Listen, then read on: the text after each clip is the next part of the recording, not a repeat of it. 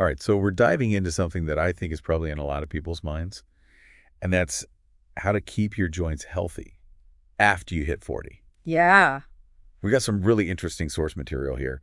And whether you're someone who is getting ready for, like a big hike this weekend, or if you're already dealing with some aches and pains, or you just want to make sure that you can stay mobile and active for years to come, I think you really can get a lot out of this deep dive. Yeah. And, what's interesting is that the research shows that we actually have a lot more control over our joint health than we think. Okay. It's not just about age. Okay, so you're already like busting a myth for me. Right. Well, Because I just kind of assumed that, as you get older, achy joints, Yeah. it's just part of the package. right. So if it's not inevitable, then where does it start? Well, like you said, we can do a lot. But to understand that, we kind of have to look at the why behind, why we get those aches and pains. Okay. So over time, the cartilage in our joints, and that's the cushion between our bones, it starts to thin out. Okay. You can think of it kind of like a well-used sponge. You know how it loses some of its springiness? Oh, yeah. And so that's what happens in our joints. So that's why my knees feel like they're protesting after like a long run. Exactly. It's not just in my head. Exactly. And then on top of that, inflammation also naturally increases as we age. Okay. And, inflammation is the body's way of protecting itself. But too much of it can lead to pain and stiffness in the joints. So it's like our body's defense system is like going a little bit overboard. Yeah, that's a great way to put it. Okay. Now, you might be thinking, well, okay, so my joints are just going to wear down no matter what. Yeah. But the good news is there's actually a ton we can do to slow down that process Okay. and even reverse some of the damage. Okay, so now I need the good news. Okay.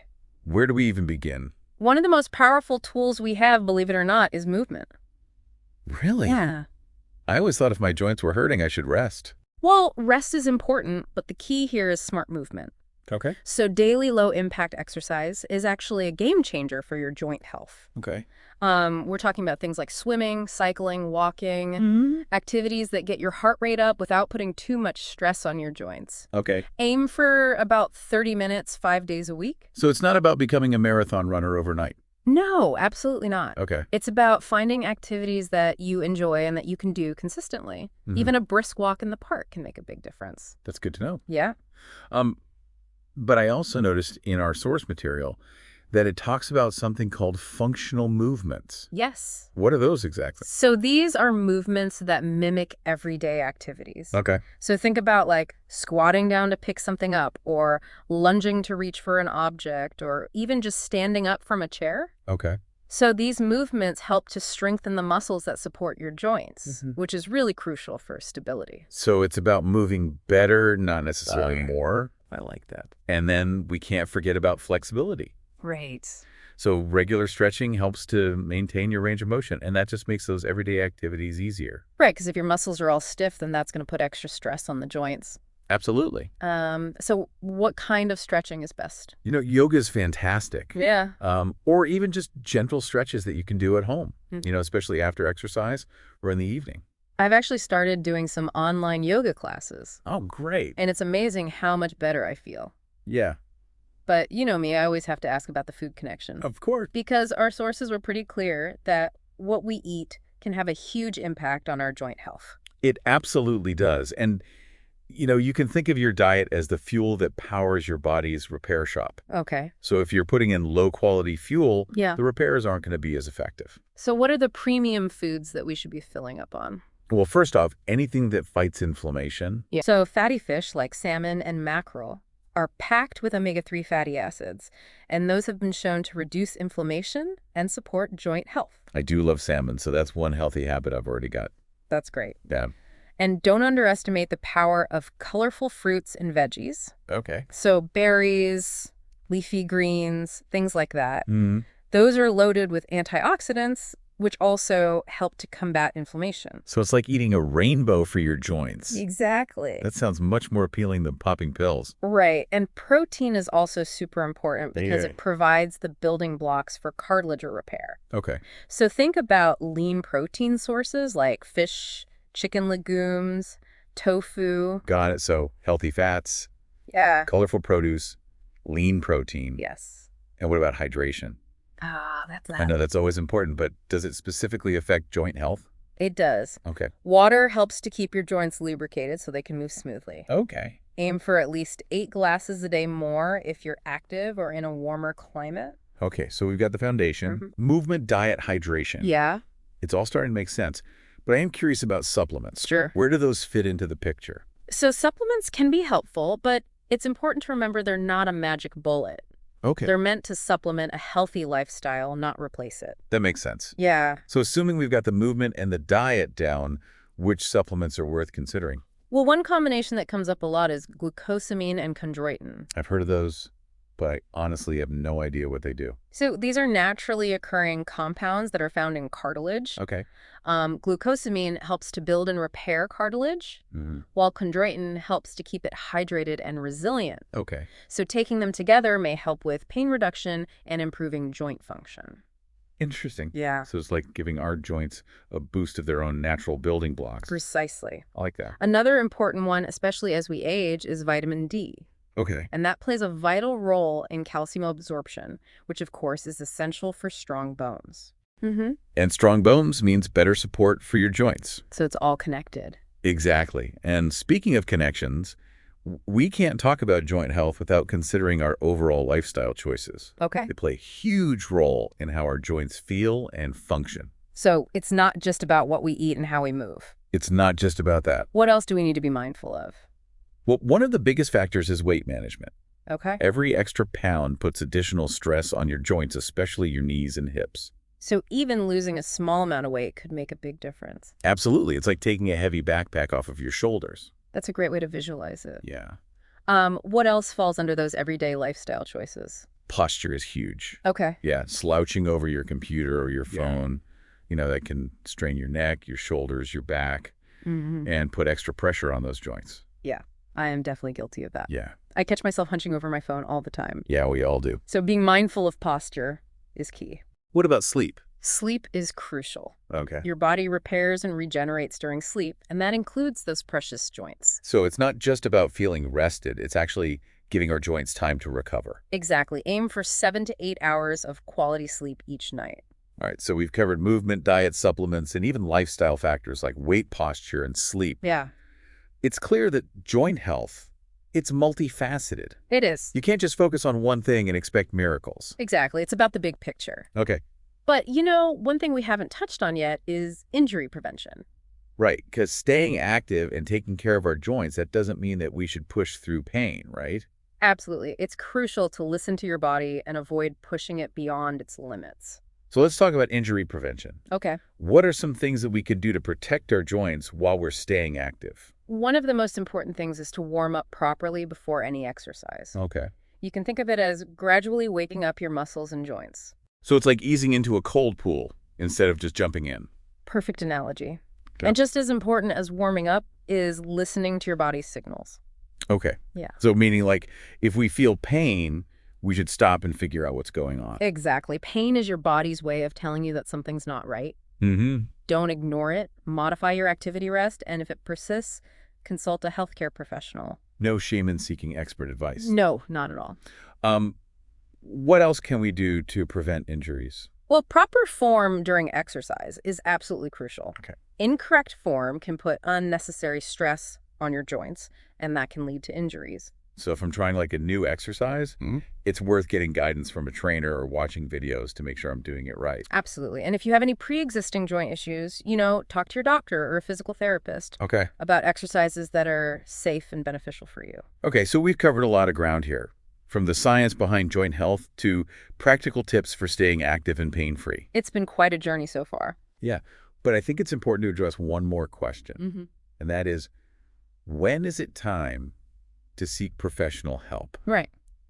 Because knowing when to call on the experts can be crucial for preventing further damage and getting back on track. Absolutely. So what are the red flags that we should be aware of? Well, if you're experiencing pain that lasts more than a few weeks, that's definitely a sign that something's amiss. Yeah, that's not something you should just try to push through. Exactly. Another red flag is noticeable swelling Okay. or reduced range of motion in your joints. So like if I suddenly can't bend my knee as far as I used to, that's a sign I should get it checked out. Absolutely. And finally, if your joint pain is interfering with your daily life, or your sleep, Okay. that's a clear indication that you need professional help. There's no need to suffer in silence. Exactly. It's always better to err on the side of caution and get a professional opinion.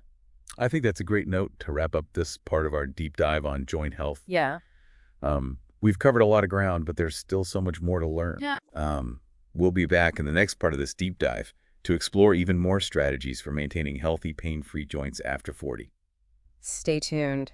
So, so far we've really debunked that myth that joint pain is just an inevitable part of aging. Right. Like it's just something you have to accept. Yeah, it's actually really empowering to realize that we have so much control over our joint health. We do. And, one thing that really stood out to me from the research is the importance of having a proactive mindset. Okay.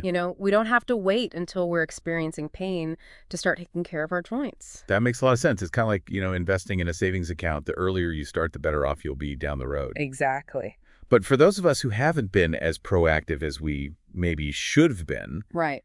is it ever too late to start? It's never too late. It's never too late to make positive changes. Okay, good. Even small adjustments to your lifestyle can have a significant impact on your joint health. That's encouraging to hear. Yeah. I know we've covered a lot of information already, but I'm curious to hear if there are any specific strategies that stand out to you as being particularly effective. Well, one thing that consistently shows up in the research is the power of strength training. Oh, really? Yeah. I actually thought that strength training was more about building muscle, not necessarily protecting joints. Yeah, that's a common misconception. Okay. When you strengthen the muscles that surround your joints, you're basically creating a supportive scaffold Okay. that helps to absorb shock and reduce stress on the joint itself. So it's like adding extra padding to those well-worn sponges we were talking about. Exactly. And there's growing evidence that strength training can even help to slow down the progression of osteoarthritis, Okay. which is a common condition that causes joint pain and stiffness. Wow. That's impressive. Yeah. It's like, so what kind of strength training are we talking about? Should I be hitting the weight room at the gym? It doesn't have to be that intense. Uh. Bodyweight exercises, resistance bands, or even light weights can be very effective. Okay. The key is to focus on exercises that target the major muscle groups around your joints. So think about your quads, your hamstrings, your glutes, your core. So like squats and lunges and planks, that sort of thing. Exactly. And remember, proper form is crucial. Yes. If you're not sure how to do an exercise correctly, it's always best to get guidance from a qualified trainer or a physical therapist. So strength training is a big one. What else stood out to you from the research? Another interesting area is the role of our gut microbiome in joint health. Wait, what? Yeah. Okay, now that's not something I was expecting. Right. I know our gut microbiome is important for digestion and immunity, Yeah. but what does it have to do with our joints? So, emerging research suggests that the bacteria in our gut can actually influence inflammation throughout the body, Oh, including in our joints. so if our gut bacteria are out of balance, it could actually contribute to joint pain. Exactly. It's a fascinating area of research, and while more studies are needed, there's growing evidence that supporting a healthy gut microbiome through diet and lifestyle choices can have a positive impact on joint health. So it's yet another reason to focus on those gut-friendly foods like fruits, veggies, and fermented foods. Absolutely. And managing stress is also really important. Okay, I can definitely see how stress might make me tense up, which, could put strain on my joints. Right. But is there a deeper connection between stress and joint health? There is. So when we're stressed, our bodies release hormones like cortisol, and cortisol can actually increase inflammation throughout the body. So chronic stress could be like a hidden contributor to joint pain. Exactly. And it becomes this vicious cycle because then joint pain can lead to more stress and anxiety. Yeah. So finding healthy ways to manage your stress, whether that's through exercise, meditation, spending time in nature, Wow. whatever works for you is really crucial for both your mental and physical well-being. It's amazing how interconnected everything is. Our gut health, our stress levels, our physical activity, all of it plays a role in how our joints feel. It really is a holistic picture. It is. And one thing that really resonated with me from the research is the importance of finding joy in movement. I love that. Yeah. It shouldn't feel like a chore. Exactly. When we find activities that we genuinely enjoy, whether it's dancing, hiking, swimming, even just playing with our kids or pets, we're more likely to stick with it. And consistency is key when it comes to joint health. Yeah, it's about moving our bodies in ways that make us feel good both physically and mentally. Absolutely. And it's not just about structured exercise. Yeah. It's about incorporating movement into our everyday lives. So taking the stairs instead of the elevator walking, or biking instead of driving whenever possible. Okay, yeah. Just finding ways to be more active throughout the day. So making movement a natural part of our lives rather than something that we have to force ourselves to do. Exactly. And, one thing that often gets overlooked is the importance of rest and recovery. Right. We can't just go all the time. Our bodies need time to recharge. Exactly. Adequate sleep, as we discussed earlier, is crucial for tissue repair and reducing inflammation. But what about rest days from exercise? Are those important for joint health?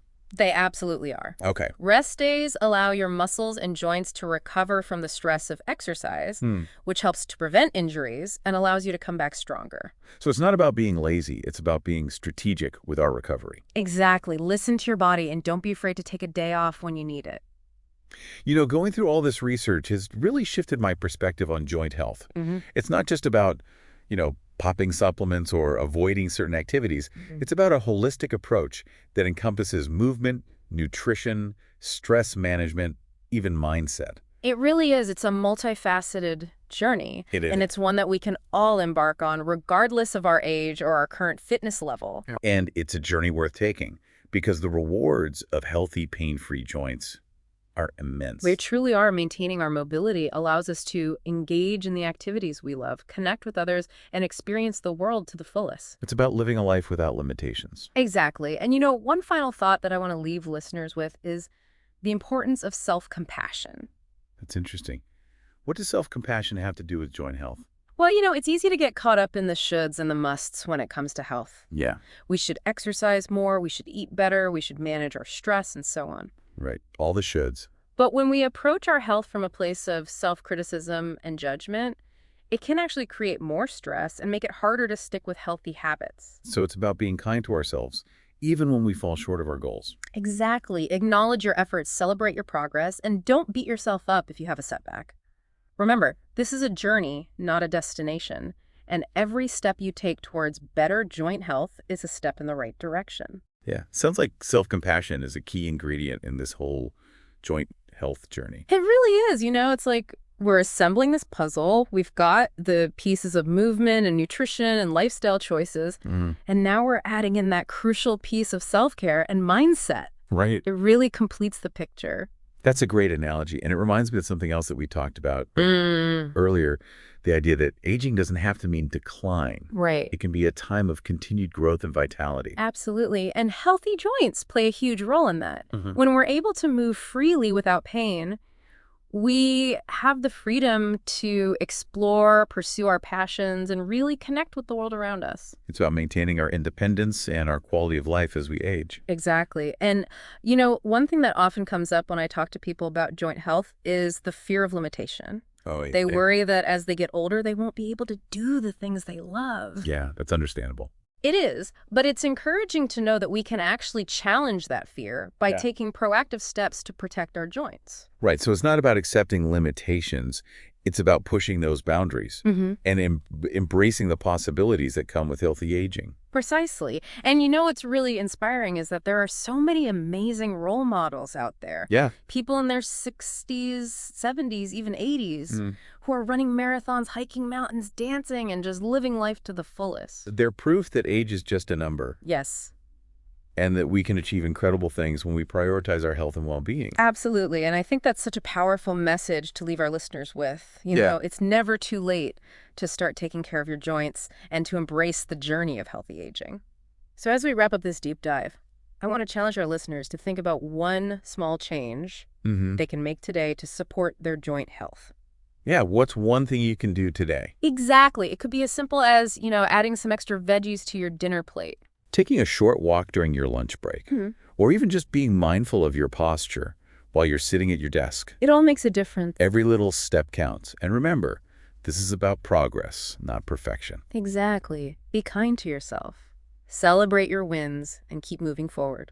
Well, folks, that brings us to the end of our deep dive on joint health. It's been a pleasure exploring this topic with you. We hope you found this information valuable and empowering. And remember, you have more control over your joint health than you think. So take what you've learned today, put it into action, and keep those joints healthy and happy for years to come. Until next time, keep learning, keep moving, and keep exploring all the amazing possibilities that life has to offer. We'll catch you the next deep dive.